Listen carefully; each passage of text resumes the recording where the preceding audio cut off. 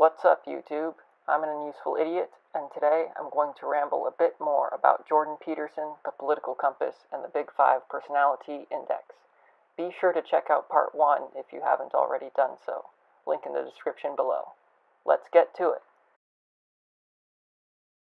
Well, it is a controversial topic on a Toronto University campus this month.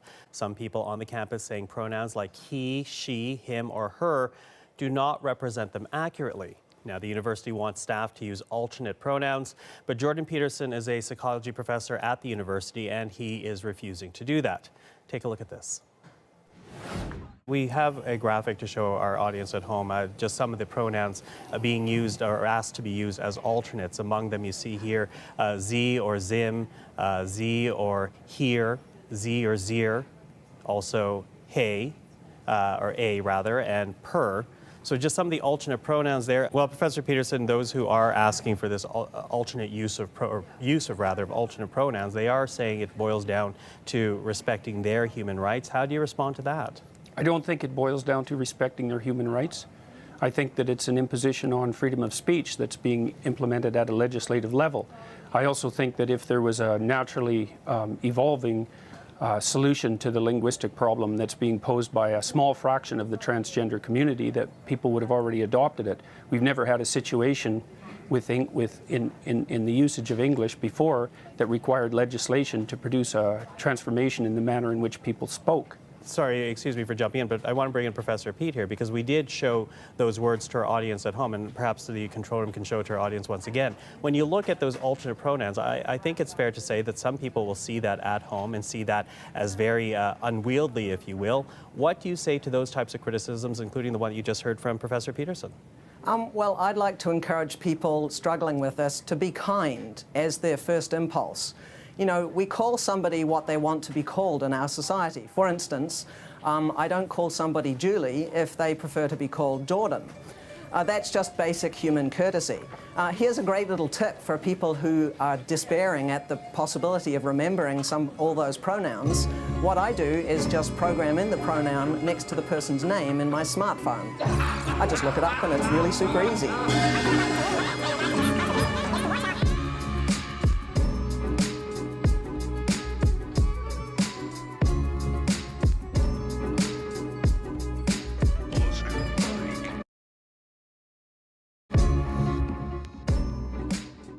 So, before we jump into analyzing the nature of the third dimension of the ideological political compass, the nativist nationalist dimension, I'd like to address some common criticisms my compass received, followed by a brief review of the different axes. The most common objection I receive is that this or that term doesn't mean this or that thing or shouldn't be placed in this or that part of the compass. Most often, this objection will be made with respect to the placement of neoliberalism as left-wing and the use of the term Marxism to describe fascism. So in relation to these objections, the following should be noted. The terms in these charts are approximations of the language people use to describe different political ideologies. The categorical placement of these ideologies is thus fundamentally relative to one another. I categorize neoliberals as left-wing because they tend to be interventionist, corporatist, and in favor of central banking, bank bailouts, and government control of the money supply.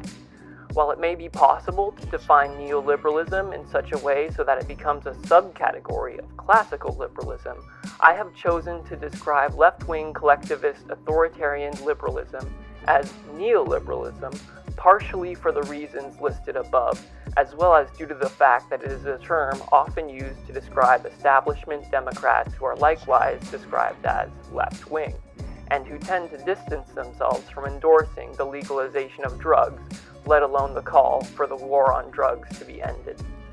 I have deliberately chosen the different labels used throughout the chart based on the degree to which they are commonly understood. Ultimately, however one chooses to label one ideology or another is of minor importance to the four axial values which that label represents.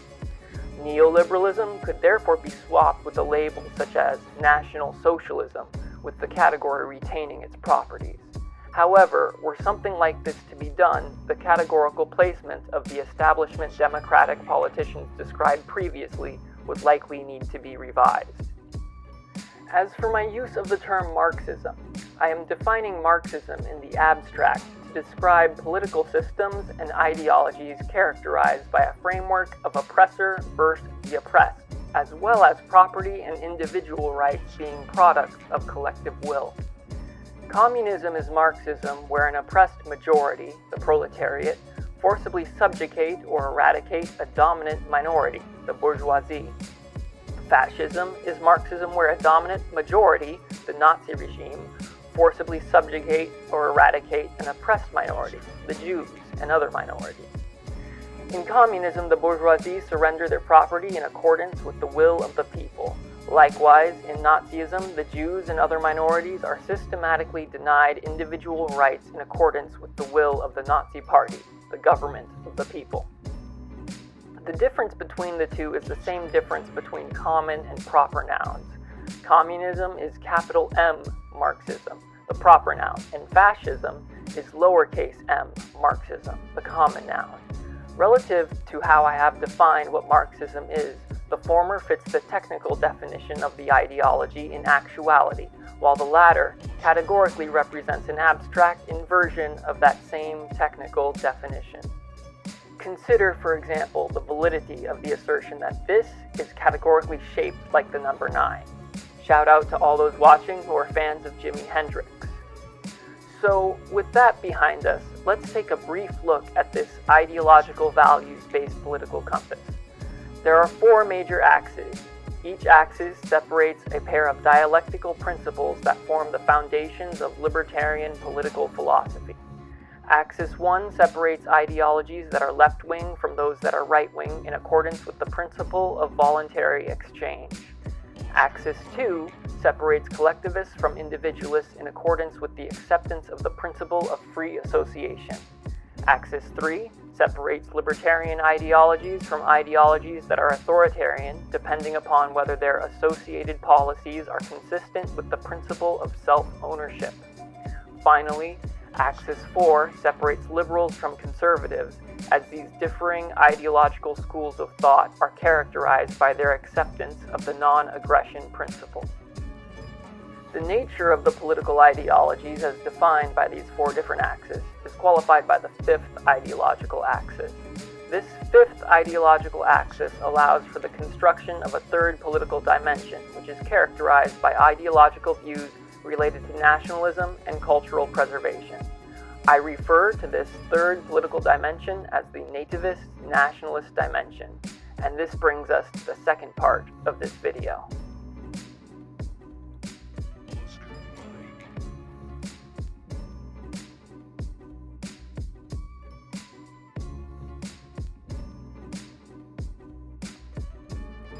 The political values chart on the 2-dimensional political compass can be amended to become the following when analyzing the political spectrum relative to the z-axis.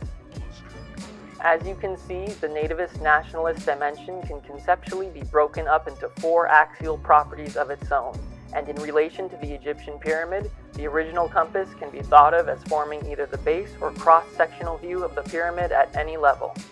This chart examines the nativist nationalist dimension in greater detail and illustrates how politically significant cultural properties can be arranged into a hierarchical value structure. But the large square compass is the image of most importance. Unlike the ideological political compass, the square nativist nationalist compass conceptualized in this fashion functions as a diagnostic chart.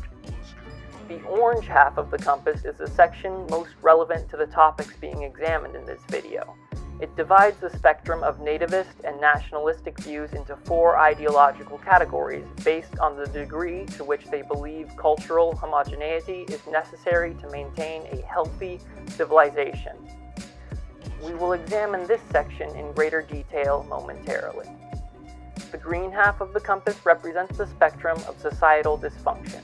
It classifies ideologically based social conflict into 4 distinct groups which loosely reflect different types of large-scale societal problems recorded throughout history. The list of terms housed in each wedge serve as descriptive labels which identify, in descending order, the ideological nature of the social conflict, its corresponding historic ideological remedy, and lastly, the type of civil disorder historically faced by civilizations as a consequence of their failure to resolve similar kinds of large-scale societal dysfunction. This classification process is additionally shown in the green box on the left. Since the various cultural properties that structure the nativist nationalist dimension are rather broad and abstract, rather than elaborately analyzing each in detail axis by axis, I will briefly describe each political ideology categorically divided in the orange half of the compass in relation to the degree in which it represents the belief that a cultural property should be characterized by societal uniformity, as well as cultural homogeneity being foundational to the maintenance of a healthy civilization. In a similar fashion, I will also touch on the types of dysfunctional societies cataloged in the green section of the compass. We will start our analysis of the orange section by looking at communalism.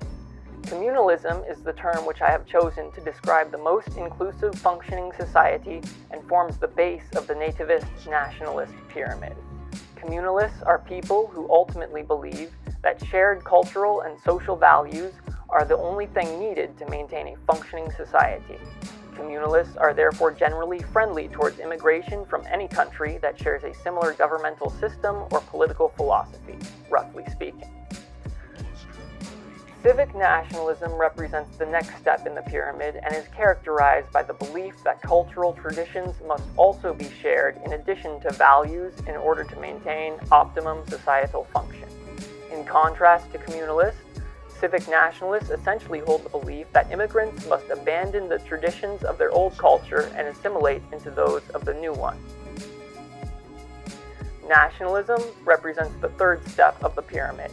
In contrast to civic nationalists, nationalists believe that a common language stands as an essential characteristic of a healthy society.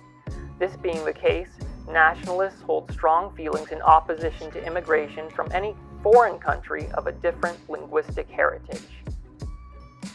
The peak of the pyramid represents ethno-nationalism, the ideology which characterizes the alt-right. Ethno-nationalists hold the strictest ideological beliefs towards citizenship, immigration, and the demographic societal ideal. In addition to the cultural properties valued by the other three ideological groups, ethno-nationalists believe that states and governments should be instituted on the basis of a shared race or ethnicity. Now for the green section.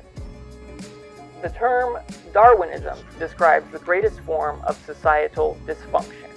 Darwinist societies essentially represent mankind in the state of nature where no cultural value is held in common between groups of people. Darwinist societies must embrace socialism in the broad sense in the form of the social contract in order to avoid a nihilistic, violent existence. The next form of societal dysfunction can be described as primitivism. Primitivist societies share similar heritage but have differing beliefs, values, rituals, traditions, and language.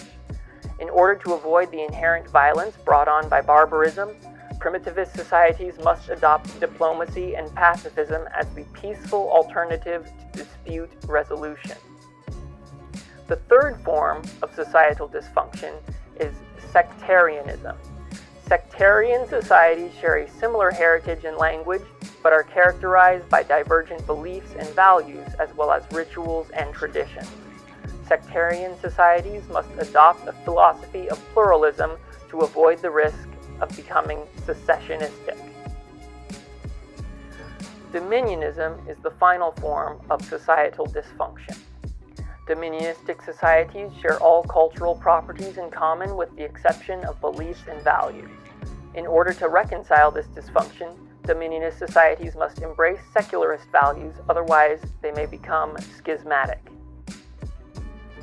While this completes our examination of the nativist nationalist dimension, there are a few more things to note about the political compass as a whole in relation to the Big Five Personality Index, which we will investigate in Part 3 of this video.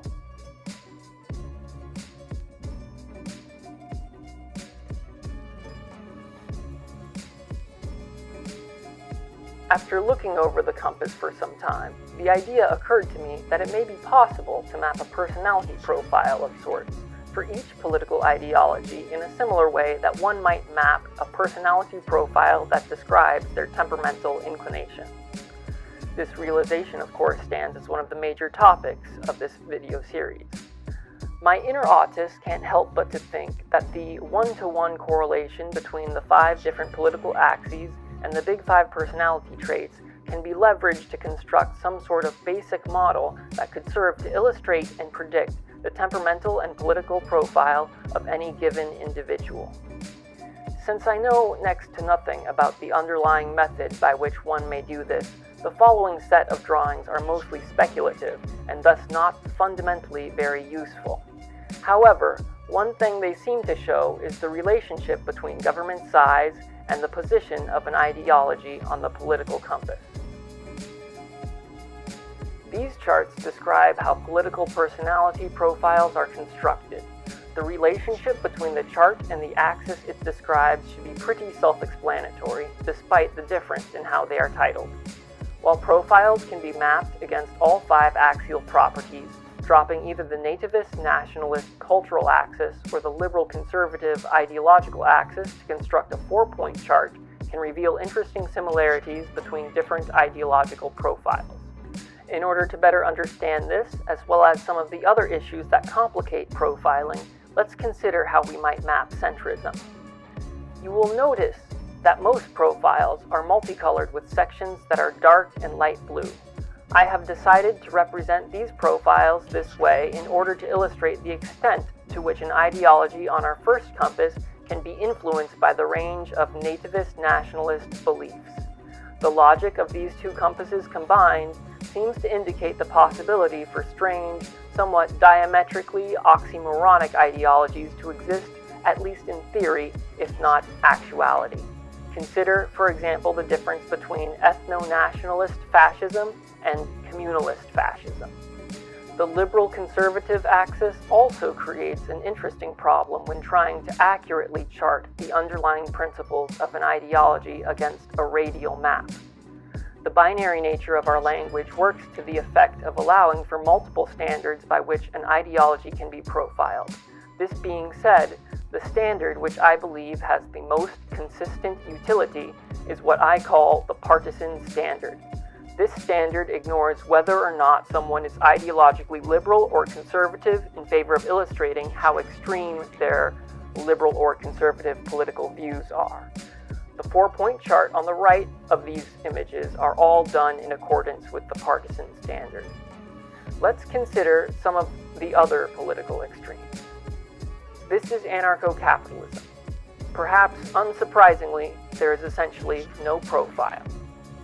And here is anarcho-communism. This is fundamentalism. Note that the 4-point chart is essentially a reflection of anarcho-communism. Finally, here is totalitarianism. As you can see, the 4-point chart becomes a combination of anarcho-communism and fundamentalism. Side by side, we can see this relationship more clearly. For fun, here is what I believe my profile looks like. And here is Donald Trump. As I briefly mentioned earlier, I speculate that the surface area of each of these profiles stands as a reflection of the relative size of government a person and their associated ideology call for. The larger the blue area, the larger the government. While this basically encompasses the entire scope of my conceptualization of the political spectrum, I will surmise this video by sharing some additional things to consider regarding this political compass in some concluding thoughts.